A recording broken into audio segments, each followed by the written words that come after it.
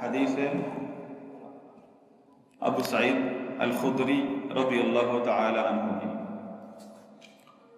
وہ فرماتے ہیں قال رسول اللہ صلی اللہ علیہ وسلم ان الماء طہور لا ينجسه شیء، کہ پانی طہور ہے، یعنی طاہر بھی ہے مطہر بھی ہے، طاہر بھی ہے مطہر بھی ہے۔ طہور کا مطلب بذات خود طاہر ہے اور نجاسات سے پاک کرتا ہے، اس سے طہارت حاصل کی جاتی ہے۔ لا ينجسه شیء، اس کو کوئی چیز بھی نجس ناپاک نہیں کر سکتی۔ اخرجہ الثلاثہ وصححہ احمد۔ اخرجہ الثلاثہ سے مراد اخرجہ الثلاثہ سے مراد کیا ہے؟ ثلاثہ، جب امام ابن حجر رحمہ اللہ جب کہیں کہ اس حدیث کو 3 ائمہ نے روایت کیا ہے تو مراد کیا ہے؟ جی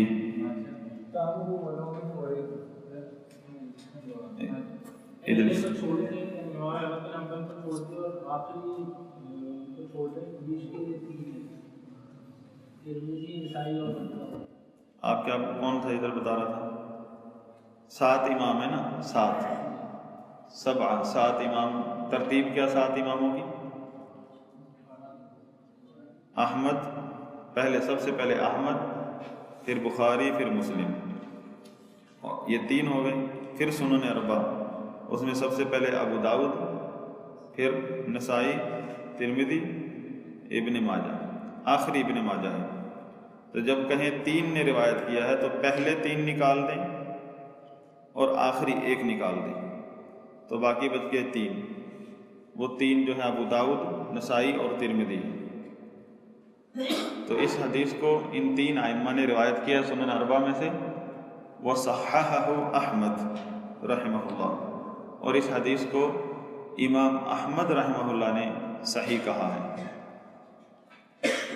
اور یہ حدیث بئر بضاعہ اور بضاعہ نامی کنویں کے نام سے مشہور ہے، اس کی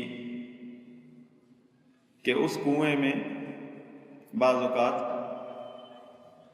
ہوا کی وجہ سے، سیلاب پانی کی وجہ سے، حیض کے کپڑے، یعنی حیض کے خون لگا ہوئے کپڑے، وہ گوشت جو کتوں نے پھینکا تھا کہیں سے لائے تھے، یا کوئی بدبودار چیزیں، وہ پانی کی اور ہوا کی وجہ سے اس میں چلی جاتی تھی۔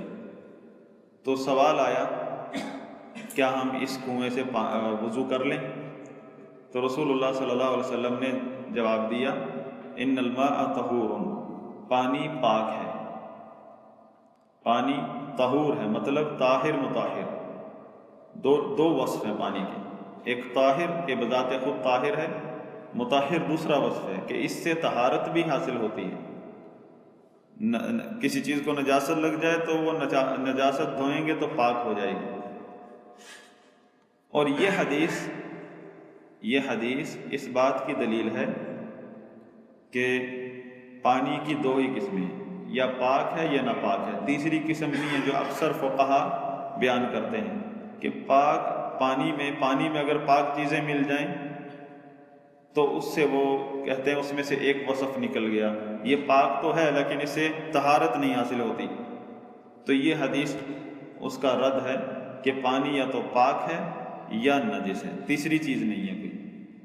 یعنی نبی صلی اللہ علیہ وسلم نے پانی کے بارے میں اصول بتا دیے عام، اب خود دیکھ لو کنویں کا پانی پاک ہے یا ناپاک ہے۔ پاک ہے تو وضو کر لو، شک شبہ کی وسوسوں سے بچو، وسوسوں کی سے ڈرنے کی ضرورت نہیں۔ اگر ناپاک ہو چکا ہے تو پھر کیا ہے؟ وضو کرنا ہی نہیں۔ یہ صاف اصول بتا دیا۔ تو یہاں ایک میں نے پہلے بھی اشارہ دیا تھا کہ فقہا پانی کی تقسیم کرتے ہیں زیادہ اور تھوڑے کی، کہ تھوڑا پانی ہو تو وہ اس کی ایک مقدار ہے، ایک مقدار کے بعد جب پانی ایک مقدار تک پہنچ جاتا ہے تو اس کو وہ زیادہ کثیر پانی کہتے ہیں، اس مقدار سے تھوڑا سا بھی کم ہو جائے اس کو وہ قلیل پانی کہتے ہیں۔ جیسے احناف کے نزدیک اتنا پانی ہو کہ ایک طرف سے اگر آپ اس کو ہاتھ ماریں ہلائیں تو دوسرا کنارہ اس پانی کا ہلے نہیں، یہ ان کے نزدیک پانی کثیر ہے۔ اور شوافع اور حنابلہ کے نزدیک 2 مٹکے پانی کے، حجاز کے مٹکے، وہ مقدار ہے کہ وہ ہلنے والی شرط نہیں اس میں۔ اگر پانی ان دو حجاز کے 2 مٹکوں جتنا پانی ہے تو اس کو وہ کثیر پانی کہتے ہیں، اور اگر اس سے کم ہے تو اس کو وہ قلیل پانی کہتے ہیں۔ لیکن محققین علماء جیسے ابن تیمیہ، امام شوکانی رحمہ اللہ اور وغیرہ، انہوں نے لکھا ہے کہ کوئی پانی کثیر قلیل کی قید نہیں ہے، قلیل کثیر کی قید نہیں ہے پانی کے ناپاک یا پاک ہونے میں، کیونکہ آگے اور وضاحت آئے گی۔ ان کا یہ اصول ہے کہ پانی اگر تھوڑا ہے، قلیل مقدار میں ہے، آپ کو پہلے سمجھ آ گئی کہ پانی کی 2 تقسیم ہے ان کے نزدیک، قلیل پانی، کثیر پانی، اور اس کی ایک مقدار لیمٹ انہوں نے طے کی ہوئی ہے فقہا نے۔ فقہائے احناف کے نزدیک الگ لیمٹ ہے اور حنابلہ کے نزدیک الگ، جو بھی ہو، لیکن ان کے نزدیک دو تقسیم ہے، قلیل اور کثیر پانی کی۔ اب یہ ذہن میں رکھیں۔ اب آ جائیں، اگر قلیل پانی میں کوئی نجاست گر جاتی ہے تو وہ کہتے ہیں کہ پھر ہم اس کا رنگ، بو، ذائقہ کوئی بھی نہ بدلے، کوئی چیز بھی تبدیلی نہ آئے، پھر بھی وہ نجس ہے ان کے نزدیک، پھر بھی وہ نجس ہے، چاہے بالکل صاف پانی ہے، ذائقہ میں، بو میں، رنگ میں کوئی تبدیلی نہیں آئی۔ اور اگر وہ پانی کثیر ہے، کثیر تعداد ہے، یعنی جو ان کی لیمٹ رکھی ہوئی ہے انہوں نے، اس لیمٹ تک پہنچ گیا یا اس سے زیادہ ہے، تو پھر کہتے ہیں کہ اگر اس میں نجاست گر گئی تو پھر دیکھیں گے کہ 3 اوصاف میں سے کوئی وصف تبدیل تو نہیں ہوا، اگر ہو گیا تو پھر وہ نجس ہے، اگر نہیں ہوا تو پھر نجس نہیں ہے۔ لیکن اگر اس لیمٹ سے کم پانی ہے، چاہے وہ 2 مٹکے، 1 مٹکا ہے، پورا 1.5 مٹکا ہے، تو وہ ان کے نزدیک فوراً نجاست گرتے ہی نجس ہو جائے گا۔ اور شیخ صفی الرحمن مبارک پوری رحمہ اللہ بھی اسی طرف ان کا موقف ہے، 2 مٹکوں والے کی طرف، کہ وہ بھی قلیل کثیر مقدار کی طرف مائل ہیں، جبکہ شیخ ابن عثیمین رحمہ اللہ اس کے قائل نہیں۔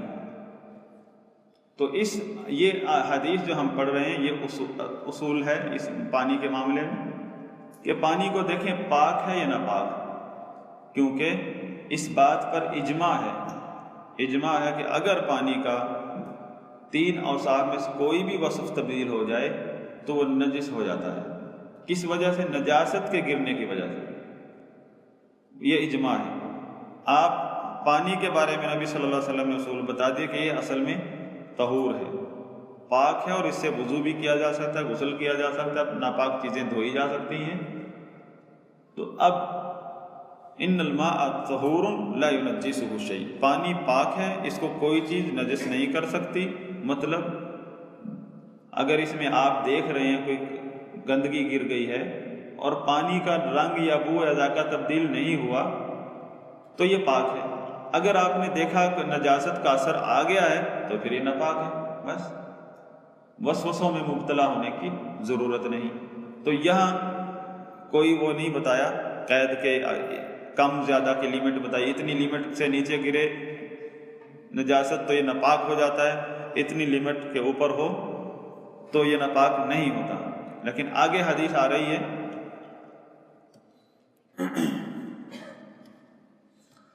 اس حدیث کو کہتے ہیں، آگے جو دوسری حدیث ہے اسی سے متصل ہے، اسی مسئلے میں، ابو امامہ الباہلی رضی اللہ عنہ والی، قال قال رسول اللہ صلی اللہ علیہ وسلم ان الماء لا ينجسه شيء الا ما غلب على ريحه وطعمه ولونه، اخرجه ابن ماجہ وضعفه ابو حاتم۔ پہلے حدیث کا معنی سمجھ لیں، مفہوم سمجھ لیں۔ اس میں فرمایا نبی صلی اللہ علیہ وسلم نے ان الماء لا ينجسه شيء، وہی عبارت اسی طرح جس طرح پہلی صحیح حدیث گزری ان الماء طہور لا ينجسه شيء، یہ تو وہی مفہوم ہے کہ کوئی چیز بھی اس کو نجس نہیں کر سکتی۔ اور اس میں کیا ثابت ہوا کہ پانی یا تو پاک ہے یا ناپاک ہے۔ اگر آپ نے دیکھا کہ نجاست اثر کر گئی ہے تو ناپاک ہے، چاہے وہ تھوڑا ہے یا زیادہ، اس میں کوئی فرق نہیں۔ اگر آپ نے دیکھا چاہے نجاست سامنے پڑی ہے لیکن اس کا اثر پانی میں نہیں آیا تو اس کو کوئی چیز بھی ناپاک نہیں کر سکتی۔ اس میں آگے اتنی عبارت جو ہے یہ تو پچھلی حدیث صحیح حدیث میں بھی مل گئی۔ الا ما غلب على ريحه وطعمه ولونه، الا یہ کہ جو غالب آ جائے اس پانی کی، یعنی پانی کی بو پر اور ذائقے پر اور رنگ پر، کیا چیز غالب آ جائے؟ نجاست، تو پھر کیا ہوگا؟ پانی پاک نہیں رہے گا، پھر ناپاک ہو جائے گا۔ یہ حالت مستثنیٰ ہے۔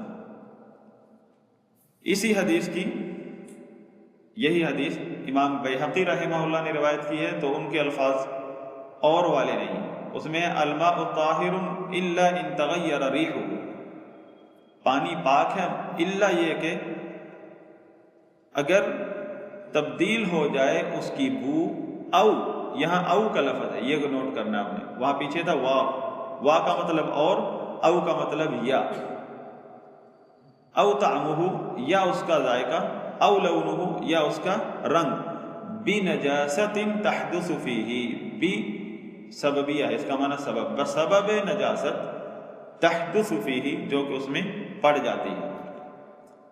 تو یہاں او کا لفظ ہے کہ رنگ، بو یا ذائقہ کسی نجاست کی وجہ سے بدل جائے تو پھر وہ پاک نہیں رہتا۔ اب یہ حدیث سندن ضعیف ہے، جہاں کہیں بھی اس کی سند ہے وہ ضعیف ہے، چاہے بیہقی کی ہے چاہے اس سے پہلے ابن ماجہ کی ہے۔ لیکن اس حدیث میں جو پہلا جملہ ہے ان الماء لا ينجس شيء، یہ صحیح ہے کیونکہ پیچھے صحیح حدیث اسی عبارت سے گزری ہے۔ باقی آگے جو آئی ہے وضاحت وہ اس کی سند صحیح نہیں ہے، لیکن اس بات پر اجماع ہے، اس بات پر اجماع ہے کہ پانی کا اگر ایک چیز تبدیل ہو جائے، رنگ، بو یا ذائقہ، تو وہ پانی ناپاک ہو جاتا ہے۔ تو اجماع کی بنا پر وہ حدیث جو پہلی حدیث تھی کہ پانی پاک ہے، اس کو کوئی چیز ناپاک نہیں کر سکتی، تو اس حدیث وہ مطلق ہے، اجماع نے آ کر اس کو مقید کیا ہے۔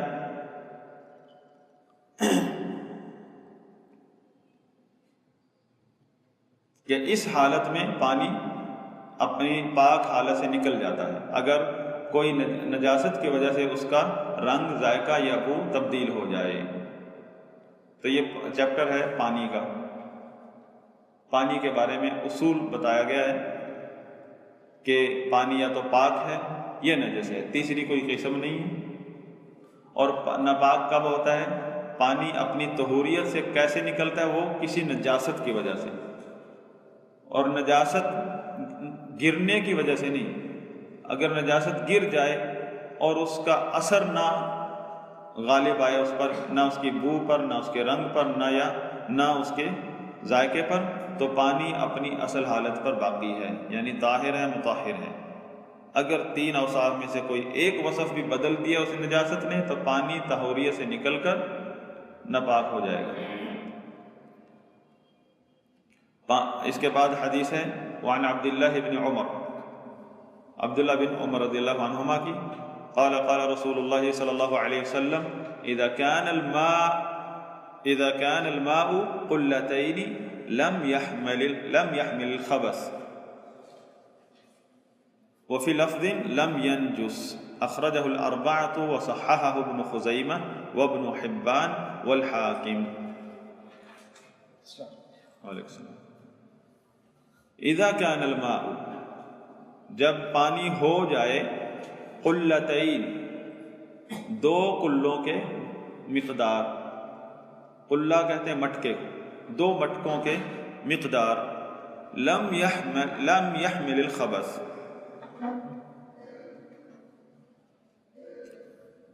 یہ باب ضرب یضرب ہے، حمل یحمل، لم يحمل الخبث، کہ وہ خبث یعنی نجاست کو قبول نہیں کرتا۔ عبارت پر غور کریں، جب پانی دو مٹکوں کی مقدار ہو جائے تو وہ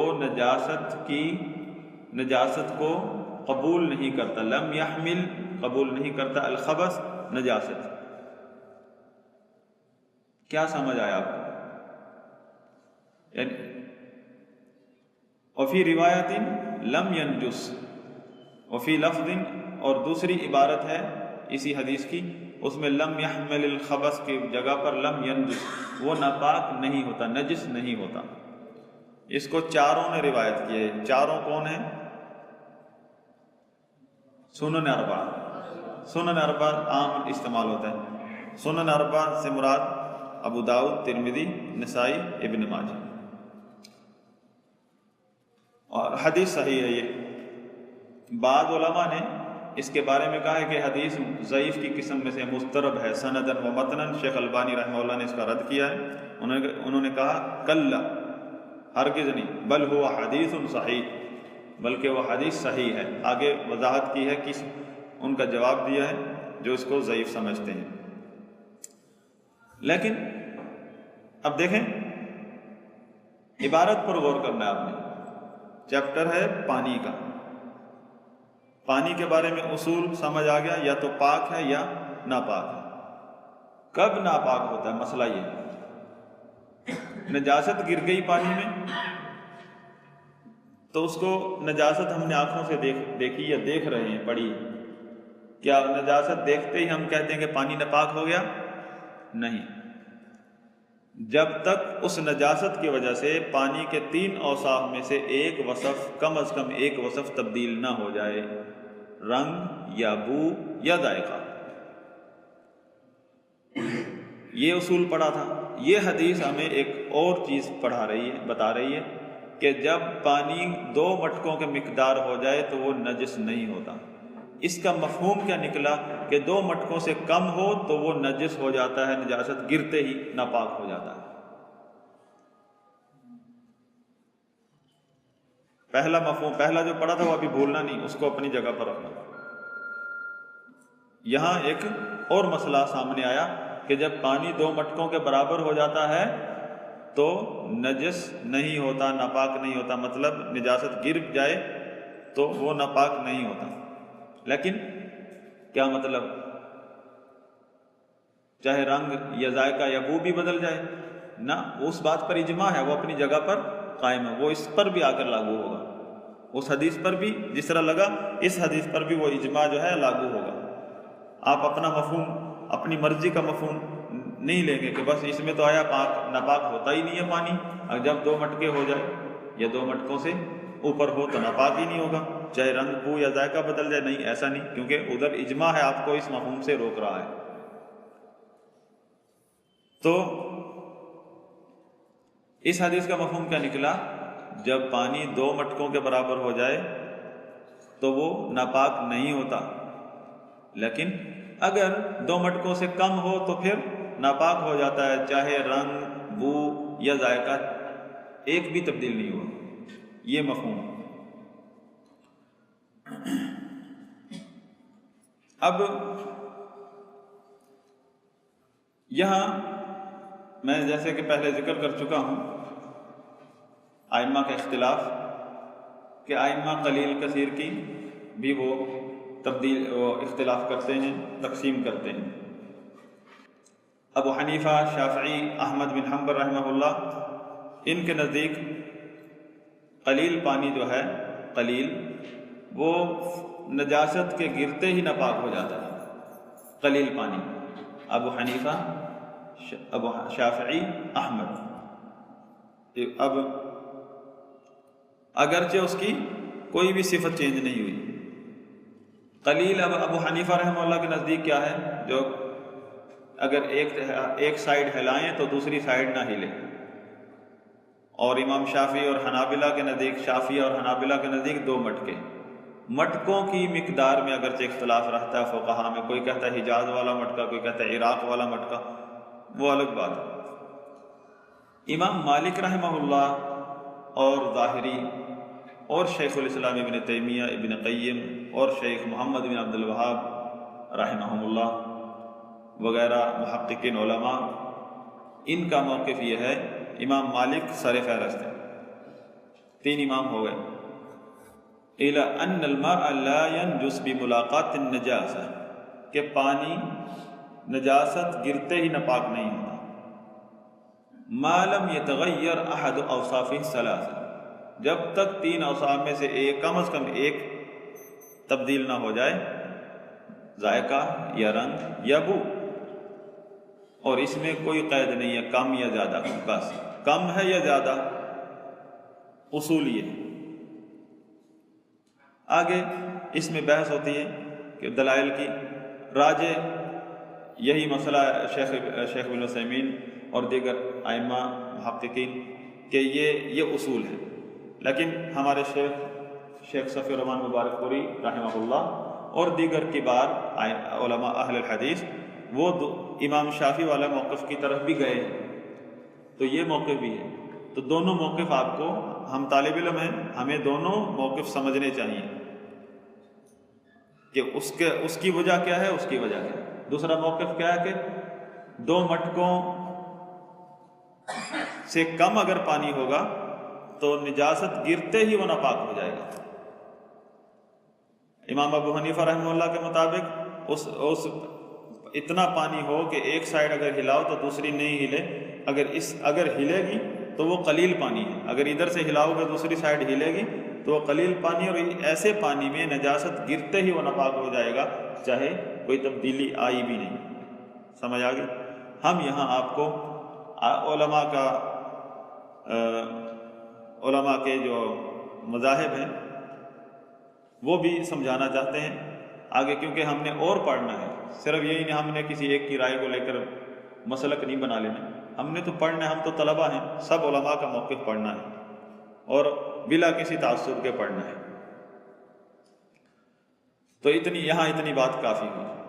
اگرچہ اس میں بہت تفصیل ہیں، بہت کچھ آپ حاصل کر سکتے ہیں، بہت کچھ سیکھ سکتے ہیں اسی حدیث میں. یہاں بنیاد یہ ہے، آپ اس کو نوٹ رکھیں.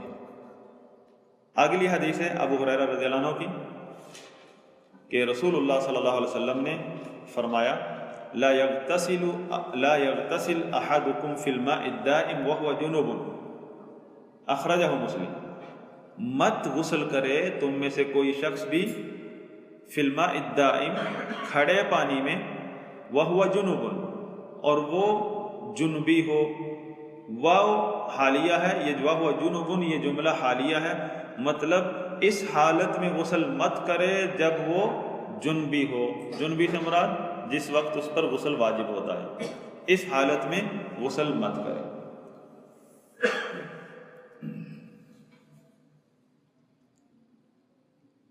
کیا سمجھ رہے ہیں آپ اس حدیث سے؟ بات پانی کا ہے کہ ہم نے پانی پاک اور ناپاک کا فرق کرنا ہے، کب ناپاک ہوتے ہیں. کیا امام ابن حجر رحمہ اللہ یہاں یہ بتانا چاہتے ہیں کہ جنبی آدمی اگر غسل کرے گا کھڑے پانی میں تو وہ پانی نجس ہو جائے گا؟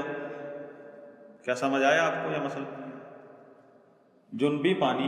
جنبی آدمی جب کھڑے پانی میں اس کو منع کیا جا رہا ہے غسل کرنے سے، کس حالت میں؟ جب وہ جنبی ہو. اگر جنبی نہیں ہے تو پھر کر سکتا ہے. دوسرا مفہوم نکلا. کیوں منع کیا؟ چلو بتائیں. بہتے پانی کی بات نہیں، کھڑے پانی. یہی کہہ رہے ہیں نا، ناپاک ہو جائے گا. اور کوئی یہی سمجھ آئے؟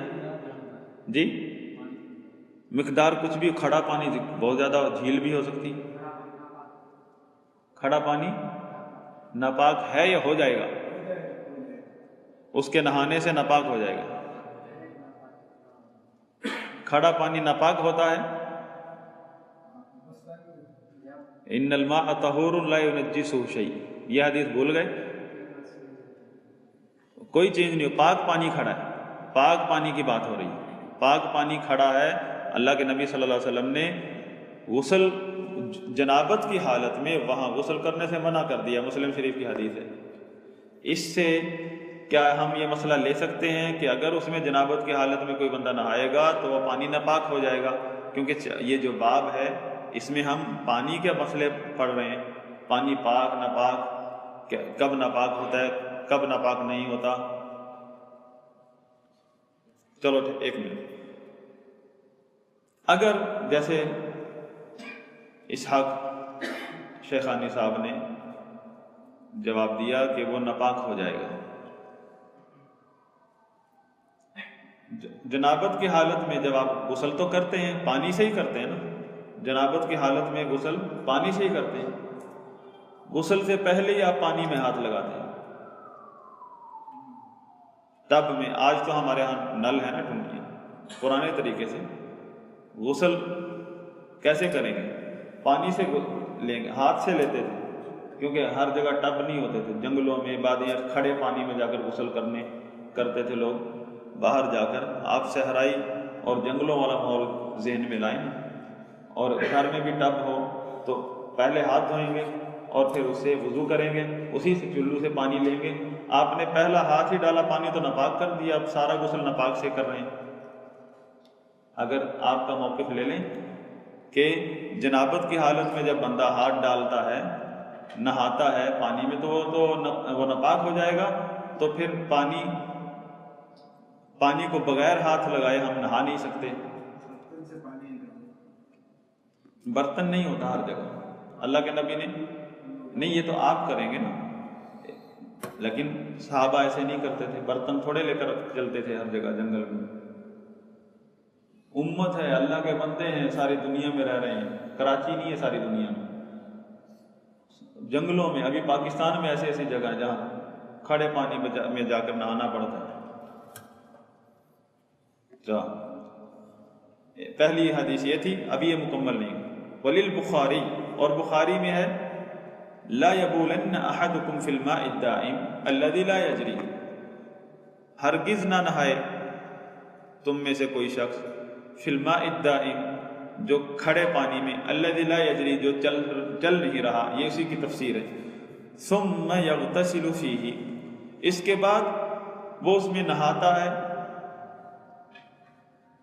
یعنی یہ یہاں کس سے منع کیا ہے؟ جنابت کی حالت کا ذکر نہیں ہوا، یہاں کھڑے پانی میں پیشاب کرنے سے منع کیا ہے، اور پیشاب کرنے کے بعد نہانے کو عیب کہا گیا ہے، عیب ہے، پھر پیشاب کرے اور پھر نہائے۔ کھڑا پانی کتنا بھی ہو سکتا ہے، مقدار کی یہاں لمٹ نہیں ہے، چاہے بہت بڑا تالاب ہے، آپ نے ادھر پیشاب کر دیا اسی میں اور پھر اس میں نہانا شروع کر دیا، ہاں وہ اصول اپنے وہیں رہے گا، چاہے اس نے پیشاب کر دیا۔ اب دیکھیں نا، پچھلی حدیث میں بھی جنابت کی حالت میں اگر کوئی نہا لیتا ہے کھڑے پانی میں، اب سوال ہے کیا وہ ناپاک ہو جاتا ہے؟ آپ کو جواب دینا چاہیے جو ہم نے پہلی 2 حدیثیں پڑھ لی ہیں، کہ ہم دیکھیں گے اس کا رنگ یا بو یا ذائقہ تبدیل ہوا ہے۔ پہلی بات یہ ہے، اس سے بھی پہلے آپ نے سوال یہ کرنا ہے، جنابت کی حالت میں بندہ نجس کب ہوتا ہے؟ جنابت کی حالت میں بندہ نجس نہیں ہوتا، بندہ مومن پاک ہے۔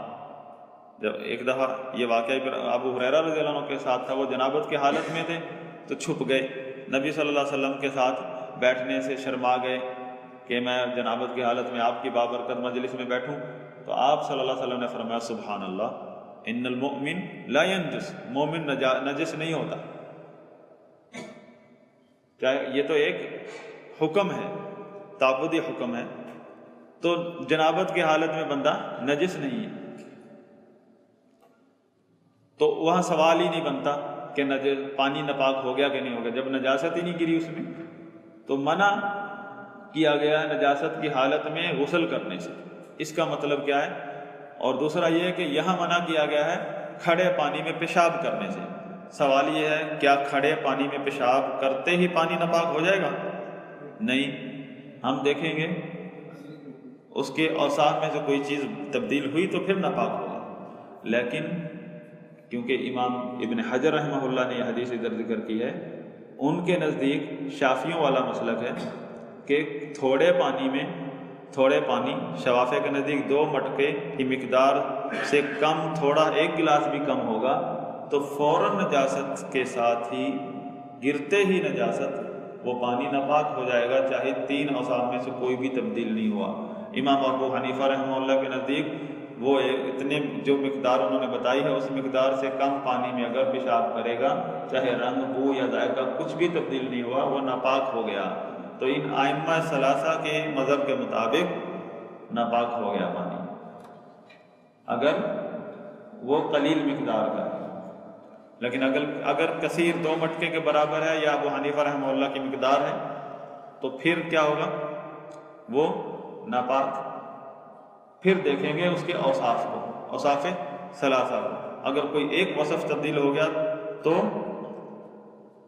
پھر کہیں گے نجس ہے. لیکن ہم کیونکہ ابھی طالب علم ہیں اور یہاں جو اہل محققین علماء کا موقف جو چوتھا ہے امام مالک رحمہ اللہ کا، ہمارے کبار علماء اس طرف گئے ہیں کہ قلیل کثیر مقدار کوئی فرق نہیں، ہم نے صرف دیکھنا ہے، قلیل کثیر مقدار نہیں دیکھنی، ہم نے دیکھنا ہے چاہے تھوڑا ہو یا زیادہ پانی، اگر اس کے 3 اوصاف میں سے کوئی بھی وصف تبدیل ہو گیا تو پانی ناپاک ہو، اگر نہیں ہوا تو پانی ناپاک نہیں ہے. وَلِمُسْلِمٍ مِّنْهُ، اور مسلم کے الفاظ ہیں منہ، ثم یغتسل فیہ کی جگہ پر منہ کے الفاظ ہیں فیہ کی جگہ پر. اب ثم یغتسل یہ 3 طریقے سے پڑھا جاتا ہے، محدثین اس کو 3 طریقے سے پڑھتے ہیں. ثم یغتسل، ثم یغتسل، تو ثم یغتسل، ثم یغتسل اور ثم یغتسل، معنی چینج ہو جائے گا. اور یہ تینوں روایتیں، تینوں قراتیں محدثین کے نزدیک ہیں. اگر ہم پڑھیں ثم یغتسل، ثم یغتسل، پہلے تھا لا یبولن، ثم یغتسل، اگر ثم یغتسل لام پر سکون پڑھیں گے تو اس کا مطلب یہ ہوگا مت پیشاب کرے تم میں سے کوئی شخص کھڑے پانی میں جو چل نہیں رہا، اس کے بعد مت غسل کرے اس کے اندر، فی، اگر لام پر سکون لگائیں گے. اور اگر کہیں گے ثم یغتسل،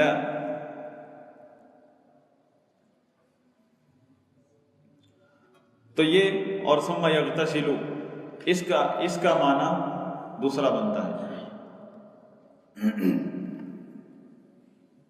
ثم یغتسل جب کہیں گے تو اس سے پہلے ان مضمرہ ہے، اس کی وجہ سے اس کو منصوب کیا گیا ہے. اور ثم یغتسل کہیں گے تو اس کا یہ اس کی اس سے پہلے ہوا محذوف ہے، ثم ہوا یغتسل فیہ. ثم جو ہے یہ اس کے بعد للاستبعاد ہے کہ یہ بہت عقل کے یہ خلاف ہے چیز کہ ایک بندہ ادھر پیشاب کرتا اور پھر وہاں نہانا شروع کر دیتا.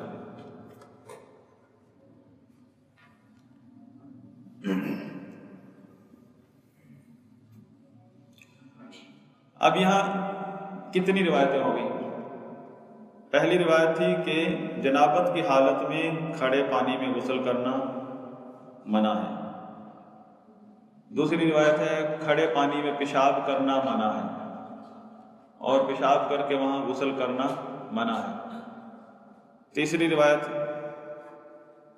اور پھر دوسرا جو لفظ ہے نا ثم یغتسل فیہ، یہ بھی یہ بھی یہاں بھی فیہ کی جگہ پر منہ بھی ہے. اگر فیہ ہے تو معنی یہ بنے گا کہ اس کے اندر ڈبکی مار کر غسل کرنا منع ہے. منہ اگر روایت ہے تو اس کا مطلب وہاں سے باہر بیٹھ کر پانی لینا بھی منع ہے، پانی بھی نہیں لے سکتے آپ کھڑے پانی سے. اور ابو داؤد کی روایت ہے ولا یغتسل فیہ من الجنابہ، کہ کوئی بھی شخص وہاں پیشاب کرنے کے بعد وہاں جنابت کا غسل مت کرے اس میں۔ خلاصہ کلام یہ کہ اس حدیث میں پانی کے کیا مسائل ذکر ہوئے ہیں کہ پانی کب نجس ہوتا ہے۔ پانی کے اندر ایک بندہ جنابت کی حالت میں غسل کر رہا ہے، اس کو بھی منع کیا گیا ہے جنابت کی حالت میں، تو کیا یہ اس کے پہلی بات یہ ہے کہ اس کے غسل کرنے سے پانی نجس نہیں ہوتا۔ ایک بندے کو منع کیا گیا پیشاب مت کرے وہاں، اور پیشاب کرنے کے بعد غسل مت کرے، نہ اس کے اندر ڈبکی مار کے نہ وہاں سے پانی لے کر۔ تو پیشاب کرنے سے بھی پیشاب کرنے سے اگر کسی نے پیشاب کر دیا کھڑے پانی میں، فوراً پیشاب کے گرنے سے پانی ناپاک نہیں ہوگا جب تک اس کے 3 اوصاف میں سے کوئی ایک وصف تبدیل نہ ہو جائے۔ لیکن دونوں صورتوں میں ہی چاہے ناپاک ہوا یا نہیں ہوا، نہانا منع کر دیا، نہانا منع کر دیا۔ اس کی حکمتیں اور ہیں۔ ہمارا چیپٹر پانی کا ہے، پانی کا بیان ہے، تو ایسا پانی جس میں کسی نے جنابت کی حالت میں غسل کیا ہے یا پیشاب کر دیا ہے، وہاں غسل کرنا منع ہے۔ اس لیے منع نہیں کہ وہ پانی نجس ہے، کسی اور حکمت کی بنا پر۔ کئی حکمتیں، پانی کی بہت قلت ہوتی تھی اور ہر جگہ پانی کی قیمت ہے، تو پانی کا مسئلہ یہ ہے۔ بات سمجھ آئی؟ پانی کا یہ مسئلہ ہے۔ لیکن اگر آپ نے ائمہ کا وہ موقف بھی سمجھ لیا ہے قلیل کثیر والا، تو اس کے مطابق بھی آپ کو تشریح کرنی آنی چاہیے کہ اگر ہم 2 مٹکوں والا موقف لے لیں تو پھر کیا ہوگا، مطلب پھر کہیں گے کہ جنابت والے بندے نے اگر غسل کیا اس سے تو ناپاک نہیں ہوگا پانی، چاہے امام شافعی کا موقف لے لیں، ابو حنیفہ رحمہ اللہ کا لے لیں یا امام مالک کا لے لیں، کیونکہ حالت جنابت میں بندہ نجس نہیں ہوتا۔ اور پانی کے ناپاک ہونے کا سوال جب ہوتا ہے جب بندہ کوئی چیز ناپاک چیز پانی میں گری ہو، وہاں تو سوال بنتا ہی نہیں۔ ہاں یہاں سوال بنتا ہے کہ ایک بندے نے پیشاب کر دیا پانی کے اندر، تو ابو حنیفہ رحمہ اللہ اور شافعی اور احمد بن حنبل رحمہ اللہ، ان کے موقف کے مطابق قلیل پانی اگر ہوگا تو وہ فوراً ہی ناپاک ہو جائے گا، چاہے ایک بھی چیز اس کی تبدیل نہیں ہوئی 3 اوصاف میں سے۔ لیکن امام مالک کے موقف کے مطابق ہم اس کی طرف غور ہی نہیں کریں گے کہ پانی تھوڑا ہے یا زیادہ۔ لیکن ان ائمہ کے نزدیک اگر پانی، ان کے نزدیک جو لمٹ ہے ایک کثیر مقدار کی، اس لمٹ کے برابر اگر پانی ہوگا تو پھر کسی نے پیشاب کر دیا تو ہم پھر غور کریں گے کہ کہیں پیشاب کی وجہ سے 3 اوصاف میں سے کوئی وصف چینج تو نہیں ہو گیا، پھر ہم فیصلہ کریں گے۔ اگر چینج ہو گیا تو کہیں گے نجس ہے، اگر چینج نہیں ہوا تو اس حدیث کے مطابق عمل کریں گے لم یحمل الخبث، جو پچھلی حدیث گزری تھی کہ اس نے نجاست کو قبول نہیں کیا کیونکہ یہ کثیر مقدار میں ہے۔ المہم یہ حدیث جو ہے کھڑے پانی کے بارے میں ہے، کھڑے پانی کے احکام ہیں، کھڑے پانی کے احکام ہیں۔ ائمہ اربعہ کے موقف کے مختلف موقف کے مطابق آپ کے سامنے ایک وضاحت آ گئی، آپ کو پتہ چل جائے کہ وہ کیوں نجس ہونے کا فیصلہ دے رہے ہیں اور دوسرے نجس کیوں نہیں کہہ رہے اس پانی کو، آپ کو اس کا پتہ چل سکتا ہے۔ اختلاف کی اصل وجہ اگر آپ کو پتہ چل جائے تو آپ جو ہے آپ تعصب میں نہیں آئیں گے اور بہت سارے جھگڑوں سے بچ جائیں گے، بلکہ اس اختلاف سے بھی آپ کو سبق ملے گا، علمی سبق۔ اب یہ حدیث ہے وعن رجل صحب النبی صلی اللہ علیہ وسلم، ایک آدمی سے روایت ہے جس نے نبی صلی اللہ علیہ وسلم کی صحبت پائی ہے۔ نام نہیں ہے کون ہے وہ، نہ قبیلے کا نام ہے، کوئی بھی اشارہ نہیں ہے، نام مجہول ہے۔ یہاں آپ یہ اصول یاد رکھیں اہل سنہ کا کہ صحابی کا نام اگر نہ بھی پتہ چلے، صرف اتنا پتہ چل جائے کہ صحابی ہے، بس وہ ہمارے نزدیک ثقہ ہے، اس کی روایت میں بالکل بھی حرف نہیں آیا۔ صحابی کے نام کا نہ پتہ ہو تو کوئی مسئلہ نہیں. قال نهى رسول الله صلی اللہ علیہ وسلم ان تغتسل المرأة بفضل الرجل او الرجل بفضل المرأة وليغترفا جميعا. رسول اللہ صلی اللہ علیہ وسلم نے منع کیا ہے کہ عورت آدمی کے بچے ہوئے پانی میں غسل کرے یا مرد عورت کے بچے ہوئے پانی میں غسل کرے. وَلْيَغْتَرِفَا جَمِيعًا، اور چاہیے دونوں کو کہ اکٹھے پانی یوں بھر کے دونوں ہاتھوں سے لیں اور غسل کریں. میاں بیوی اکٹھے غسل کر سکتے ہیں، اور اس میں دلیل ہے کہ میاں بیوی اکٹھے غسل کریں. اور یہ جو اڑی ہوئی ہے کہ خاوند اپنی بیوی کے جسم کو نہیں دیکھ سکتا، گناہ ہے، یہ سب اسلامی تعلیمات کے خلاف ہے. بلکہ اللہ کے نبی نے حکم دیا کہ دونوں اکٹھے پانی لیں. اب یہاں مسئلہ یہ ہے کہ کیا وہی مسئلہ ہے کہ کیا عورت اگر غسل کر لے، یہاں جنابت کی بھی ذکر قید نہیں ہے. عورت نے غسل کیا، کیا اس کے غسل کرنے کی وجہ سے جو پانی بچا وہ نجس ہو گیا، جس کی وجہ سے منع کر دیا مرد کو، اس کے بعد اگر مرد نے غسل کرنا ہے یا مرد کے بعد عورت نے غسل کرنا ہے، کیا غسل کرنے کی وجہ سے پانی نجس ہو جاتا ہے؟ اصول وہی ہے جو پہلے ہم نے پڑھا تھا. پانی یا تو پاک ہے یا ناپاک ہے. ناپاک کب ہوتا ہے؟ جب کوئی نجاست اس میں گرے اور اس کی وجہ سے 3 اوصاف میں سے کوئی ایک وصف تبدیل ہو جائے. نہیں، کیونکہ نجاست کا مسئلہ ہی نہیں آیا. وہ سوال جب کھڑا ہوگا نا دوسرے ائمہ کے موقف کے مطابق بھی، جب نجاست آئے گی. نجاست تو آئی نہیں. لیکن میں نے جیسے پہلے ذکر کیا تھا، ایک تیسری قسم ہے فقہا کی اکثریت کے نزدیک پانی کی ایک تیسری قسم ہے. وہ کیا ہے؟ صرف پانی پاک ہے لیکن اس سے نہ آپ غسل کر سکتے ہیں، نہ وضو کر سکتے ہیں، نہ کوئی ناپاک چیز دھو سکتے ہیں. اس کو کہتے ہیں صرف طاہر ہے، مطہر نہیں ہے. اس کا رد پہلی حدیث میں ہی کر دیا تھا.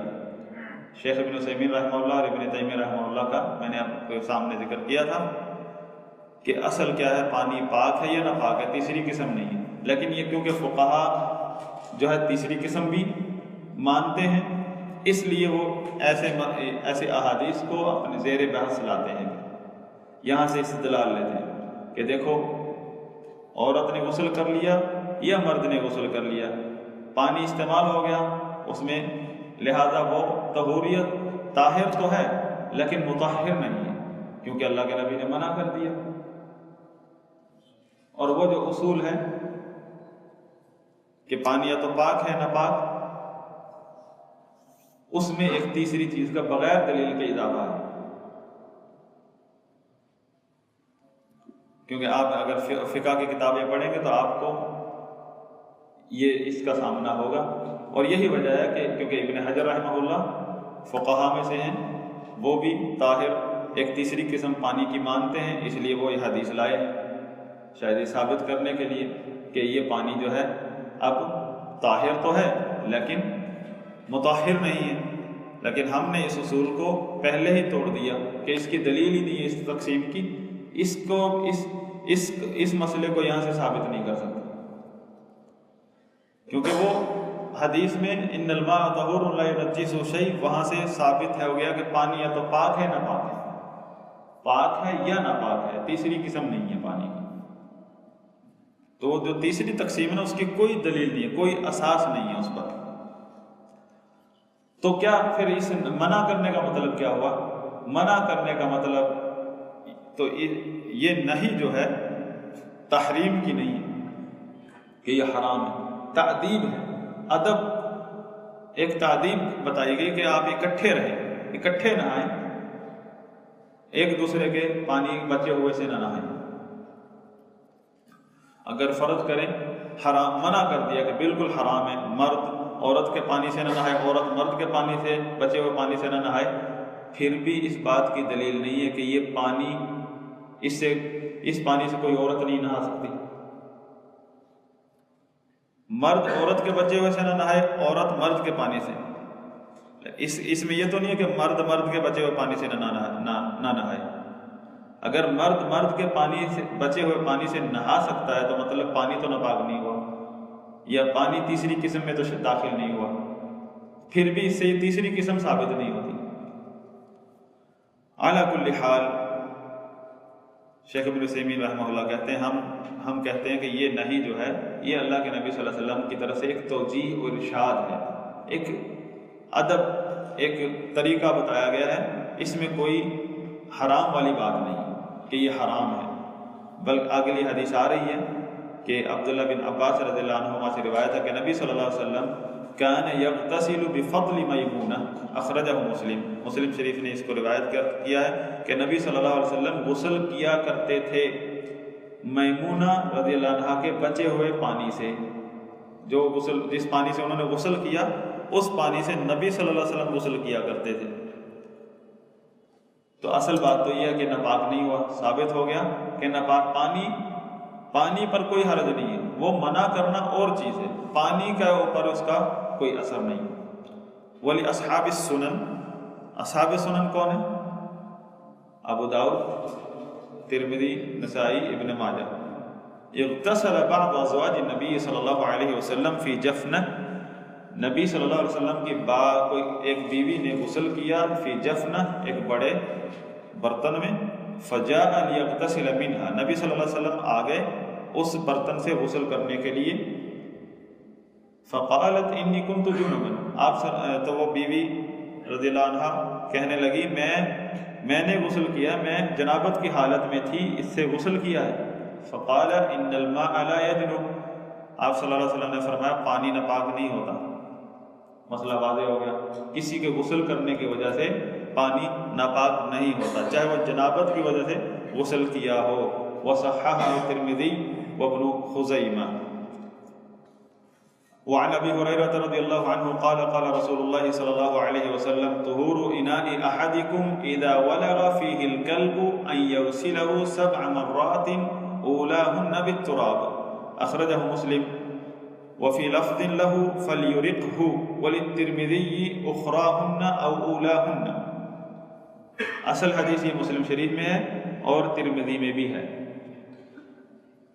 فرمایا طہور اناء احدکم اذا ولغ فیہ الکلب، طہور طہارت حاصل کرنا، پاک کرنا، اناء برتن، احدکم تم میں سے تمہارے برتن کی پاکی جو ہے اس کو پاک کرنا.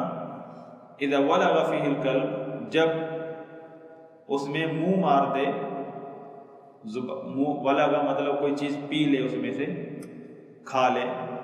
فیہ الکلب ان یغسلہ 7 مرات، کہ اسے اس برتن کو 7 مرتبہ دھونا ہے. اولاہن بالتراب، ان میں سے 1 مرتبہ مٹی سے. اخرجہ مسلم. وفی لفظ له فلیرقہ، اور مسلم شریف کی ہی دوسری عبارت یہ ہے کہ فلیرقہ، اس پانی کو پھینک دو، اس برتن میں جو پانی تھا اس کو پھینک دو. وللترمذی، اور ترمذی میں ہے اخراہن او اولاہن، پہلی مرتبہ یا آخری مرتبہ. یہ شک ہے راوی کا، راجح یہی ہے کہ پہلی مرتبہ مٹی سے اس کو مانجے، اس برتن کو، جس برتن میں پانی تھا یا دودھ تھا یا کوئی بھی گھی تھا پگھلا ہوا، پگھلی ہوئی چیز، مائع، اور کتے نے آ کر اس میں زبان ڈال دی، ولغ، پی لیا کچھ، کہ وہ زبان سے اٹھاتا ہے پانی پیتا ہے. تو حکم کیا ہے اس پانی کا؟ حکم کیا؟ چیپٹر پانی کا ہے. پانی کا حکم کیا ہے؟ پھینک دو، نجس ہو گیا. اب دیکھو یہاں رنگ بو ذائقے والی بات نہیں ہے، یہ خاص معاملہ ہے. کتا اگر زبان ڈال دے پانی میں تو اس کو پھینک دو، یہاں رنگ بو کی قید نہیں ہے. اور اس برتن کو بھی، وہ بھی ناپاک ہو گیا.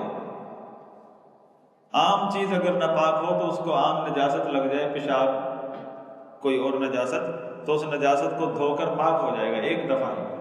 جب آپ نے نجاست سے پاک کر دیا اس چیز کو اور پانی مار دیا، پاک. لیکن کتے کے کہ زبان کی وجہ سے جو برتن ناپاک ہوا ہے اس کے لیے ضروری ہے 7 مرتبہ دھونا ہے. اس 7 میں سے 1 مرتبہ مٹی کے ساتھ اس کو مانجنا ہے، مٹی کے ساتھ، صابن کے ساتھ نہیں.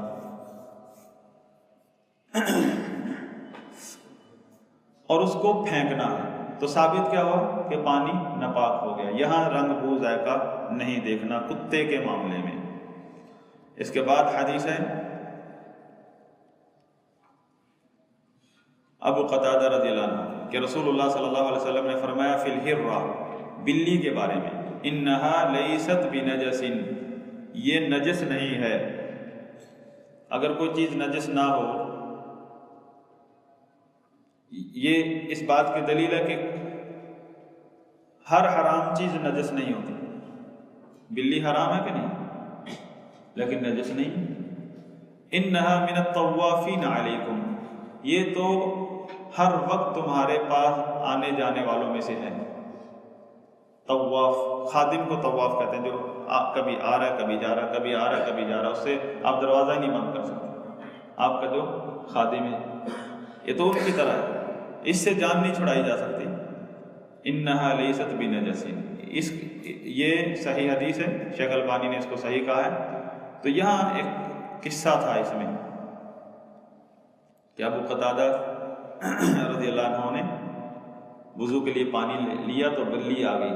تو انہوں نے بلی کو پہلے پانی پلایا اور پھر اس سے وضو کیا. تو ان کی بیوی نے تعجب کیا، تو انہوں نے پھر وہاں یہ حدیث سنائی، انہا لیست بنجس، یہ نجس نہیں ہے. تو بلی کا معاملہ کتے کی طرح نہیں ہے. تو بلی نے اگر پانی پی لیا ہے تو وہ پانی ہم بھی پی بھی سکتے ہیں، اسے وضو بھی کر سکتے ہیں، غسل بھی کر سکتے ہیں، اپنے کھانے پینے کے اس میں استعمال بھی کر سکتے ہیں. پانی یا تو پاک ہے یا ناپاک ہے، تیسری چیز نہیں ہے. یہ اصول ذہن میں رکھیں.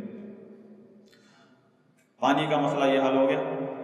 تیسری چیز ہے، اس کے بعد حدیث انس بن مالک رضی اللہ عنہ کی، قال جاء اعرابی فبال فی طائفۃ المسجد. ایک دیہاتی آیا. اعرابی کسے کہتے ہیں؟ دیہاتی کو. لیکن ہم دیہاتی کسے کہتے ہیں؟ جو گاؤں میں رہتا ہو. عربوں میں اعرابی جو ہے بدوی کو کہتے ہیں. بدوی کون ہوتا ہے؟ جو بادیہ میں رہتا ہے. بادیہ جو باہر جنگلوں میں، خیموں میں، ادھر ادھر، ایک گھر ادھر ایک ادھر، اپنے خیمے کے ساتھ پھر رہے ہیں، اکیلا خیمہ. عربوں میں یہ زیادہ ہوتا ہے. اس کو عربی کہتے ہیں، گاؤں والے کو نہیں. حاضر والباد، گاؤں والا حاضر ہے اور بعد جو گاؤں سے بھی باہر ہے.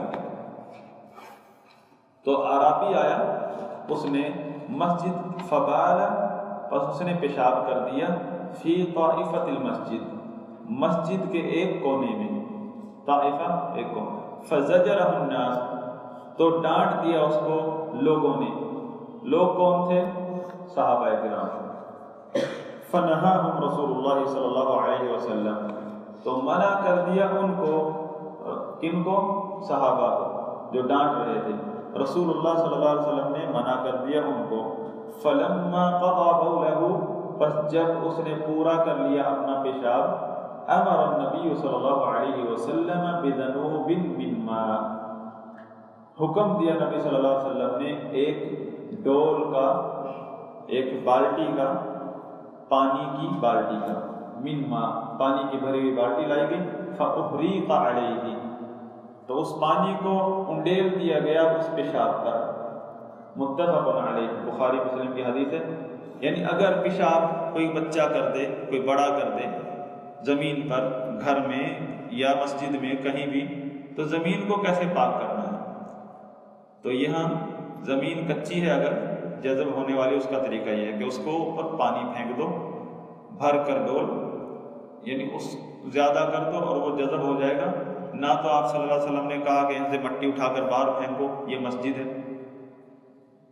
بس اس طرح پاک کرنا. یہ طریقہ ہے پاک کرنے. اگر اس طرح کا فرش ہے تو پھر اس کا حکم کیا ہے؟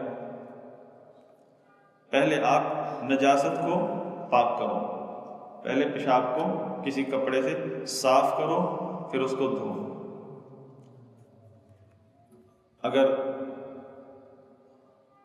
پانی کو پاک کرنے کا، پانی اگر نجس ہو جائے مثلا رنگ یا بو ذائقہ میں تبدیلی آ گئی کسی ایک چیز میں بھی، اگر کسی وجہ سے وہ ذائقہ سب ختم ہو جاتا ہے، اپنی اصلی حالت میں پانی آ جاتا ہے، دھوپ کی وجہ سے کسی وجہ سے بھی، یہ اصول ذہن میں رکھیں، وہ پانی پاک ہو جاتا ہے۔ جو ہی سبب ختم ہوا اس کا حکم بھی ختم ہو گیا۔ یہ نہیں کہ وہ ایک دفعہ ہم نے ناپاک دیکھا تھا تو اب بھی ناپاک ہے، تو ناپاک پانی پاک بھی ہو جاتا ہے۔ اور اسی طرح اگر اس میں پانی زیادہ آ کر مل گیا اور اس کا وہ جو رنگ یا بو یا ذائقہ چینج ہوا تو وہ ختم ہو گیا، وہ بھی پاک۔ اسی طرح یہاں اگر یہاں پہ پیشاب ہو، آپ نے اتنا پانی بہا دیا کہ اس کا اثر ختم ہو گیا تو پاک، سارا پانی پونجنے کی ضرورت نہیں ہے ویپر کے ساتھ، کیونکہ اس میں پیشاب کا قطرہ ملا ہوا۔ یہ مسائل ہیں پانی کے پاک کرنے۔ اگلی حدیث ہے ابن عمر رضی اللہ عنہما کی، قال قال رسول اللہ صلی اللہ علیہ وسلم احلت لنا میتتان و دمان۔ رسول اللہ صلی اللہ علیہ وسلم نے فرمایا ہمارے لیے 2 مردار اور 2 خون حلال کر دیے گئے۔ احلت لنا، حلال کر دیے گئے ہیں ہمارے لیے، میتتان 2 مردار، و دمان اور 2 خون۔ فاما المیتتان فالجراد والحوت۔ 2 مردار سے مراد جراد، ٹڈی، ایک ٹڈی ہے خاص قسم کی، اکثر ہم میں سے کسی نے نہیں دیکھی، لیکن ہم نے بڑوں نے دیکھی ہے، آتی ہے کبھی کبھار آتی ہے اور وہ پوری لشکر لے کر کس کے اندر ویڈیو چلائیں۔ فالجراد، اس کو کھایا جاتا ہے۔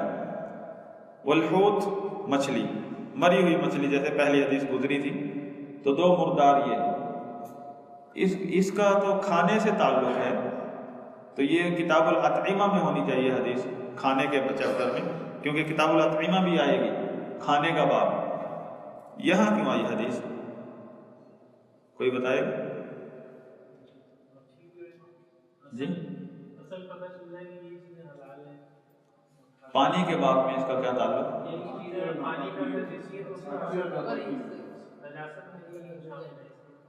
این ممکن ہے کہ پانی میں یہ ٹڈیاں باہر کھیتوں میں ہوتی، ٹڈی جو آتی ہے وہ حلال ٹڈی جو مری ہوئی مل جائے، اور اسی طرح حوت، مچھلی، یہ مری ہوئی پانی میں ملتی ہیں اور پانی میں ان کا ذائقہ مل جاتا ہے۔ تو آپ کہیں ایسا نہ دل میں آئے کہ مردہ، یہ تو مردار کا پانی ہے، لیکن یہ مردار حلال ہے تو نجاست تو نہیں گری اس پانی میں۔ نجاست کی وجہ سے اگر چینج ہو جائے پانی تو پھر ناپاک ہے۔ پاک چیز کی وجہ سے پانی کا اگر ذائقہ وغیرہ چینج ہو جائے تو ناپاک نہیں ہے، تو پاک ہے۔ سمجھ آ گئی؟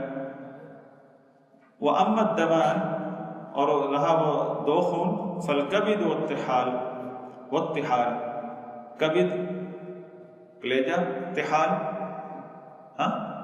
تلی، یہ خون ہی ہے، جمع ہوا خون ہے یہ، حالانکہ خون جو ہے حرام ہے، لیکن یہ 2 خون جو ہے یہ حلال ہے۔ اخرجہ احمد وابن ماجہ وفیہ ضعف، اس میں ضعف ہے، لیکن ضروری نہیں کہ ایک حدیث میں سند میں کمزوری ہو وہ حدیث ضعیف ہوتی ہے، وہ سند تو ضعیف ہے لیکن اس کے اور اگر طرق جمع کر کے اہل علم جب حکم لگاتے ہیں تو وہ کسی اور سند شواہد کی بنا پر بھی لگتے ہیں۔ تو یہ شیخ البانی رحمہ اللہ نے اس حدیث کو صحیح قرار دیا ہے، سلسلہ صحیحہ میں 1118 نمبر ہے اس حدیث کا۔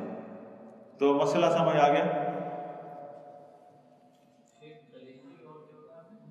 تلی جسم میں ہوتی ہے،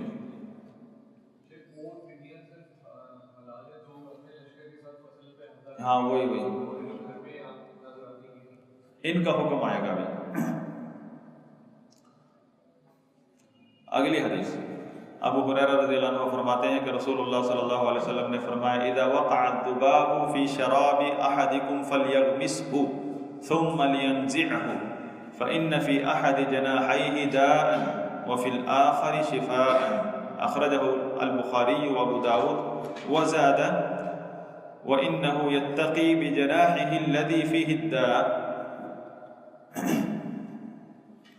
یہ بخاری اور ابو داؤد کی ہے. بخاری کے اور ابو داؤد کے الفاظ ہیں کہ جب مکھی گر جائے، اذا وقع، جب گر جائے، الذباب، مکھی کو ذباب کہتے ہیں. ذباب عربوں نے نام رکھا ہے اس کا، کیونکہ مکھی کو کلما ذب رجع، ذب مطلب آپ اس کو ہٹاؤ پھر آتی ہے، ہٹاؤ پھر آتی ہے، ہٹاؤ پھر، اس کا نام ہی ذباب رکھ دیا. وہ ہٹانے کو ذب کہتے ہیں، ذب کہتے ہیں، ذب ہٹانا، دفاع کرنا، ذب ذال با، تو کہتے ہیں کلما ذب، جب بھی اس کو ہٹاؤ یا واپس آ جاتی ہے، اس کا نام ہی ذباب ہے.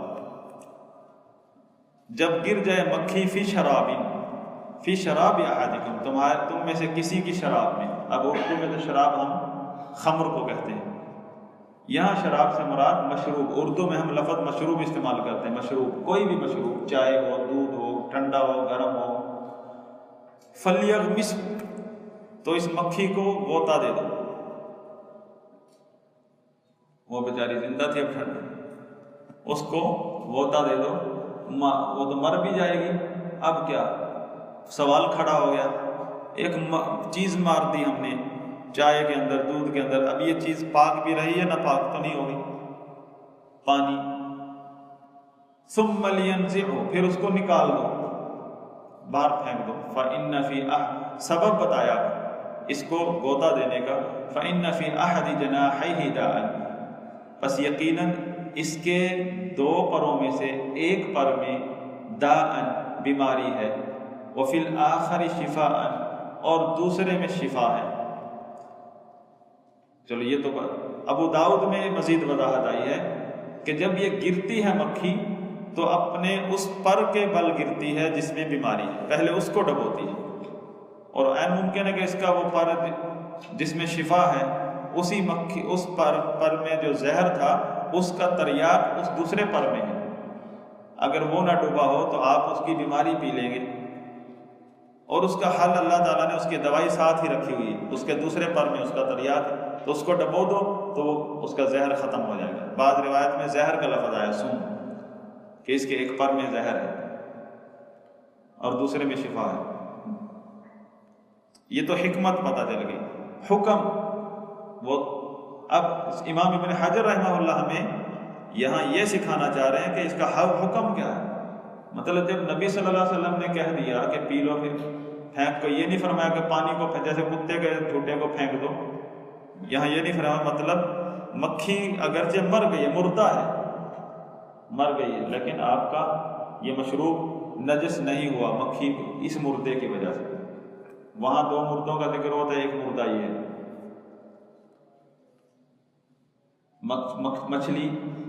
مچھلی تو حلال ہے، پاک ہے، اور دوسری کیا تھی، ٹڈی، وہ تو پاک ہے. مکھی مردہ ہے. یہاں سے اہل علم نے یہاں سے استدلال لیا ہے کہ ہر وہ حشرات جیسے مچھر ہیں، بھیڑ ہیں، جن میں خون نہیں نکلتا، مارو تو خون نہیں نکلتا، وہ ان کا بھی یہی حکم ہے. اگر وہ مر جائیں آپ کے کسی مشروب میں تو وہ ناپاک نہیں ہوتا. لیکن ان کے پروں کی وہ بات نہیں ہے کہ اس کو غوطہ دو. غوطے والی بات خاص ہے مکھی کے ساتھ. خون نہیں، اس کے جسم کا خون نہیں ہے.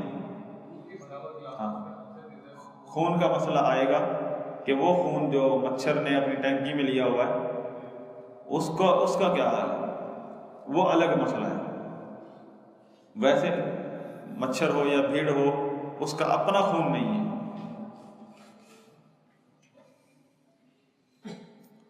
خون نہ وہ مکھی کے ساتھ تھا، کیونکہ مکھی کے پر میں زہر ہے، دوسرے میں اس کی دوا ہے. جی ہاں، مچھر کو پھینک دیں گے اور وہ پی لیں گے، وہ حرام نہیں ہے. اگر کسی کا دل نہیں کرتا تو نہ پیے، مسئلہ نہیں، لیکن وہ نجس نہیں ہوا. اصل مسئلہ ہمارا کیونکہ چیپٹر ہے پانی کا، نجس ہوا کہ نہیں ہوا یہ مسئلہ تھا، سوال تھا. کیا جواب ہے؟ نجس نہیں ہوا مکھی کا مرنے کی وجہ سے، اور اسی کی بنا پر مچھر، بھیڑ وغیرہ جن کے اندر خون نہیں. ابو واقد اللیثی رضی اللہ عنہ فرماتے ہیں کہ رسول اللہ صلی اللہ علیہ وسلم نے فرمایا ما قطع من البہیمہ وہی حیۃ فہو میت اخرجہ ابو داود والترمذی وحسنہ واللفظ لہ۔ ابو واقد اللیثی رضی اللہ عنہ فرماتے ہیں کہ رسول اللہ صلی اللہ علیہ وسلم نے فرمایا جو کاٹ دیا گیا بہیمہ مویشی کے جسم سے جو حصہ کاٹ دیا گیا وہی حیۃ حالت حیات میں کہ وہ زندہ تھا وہ جانور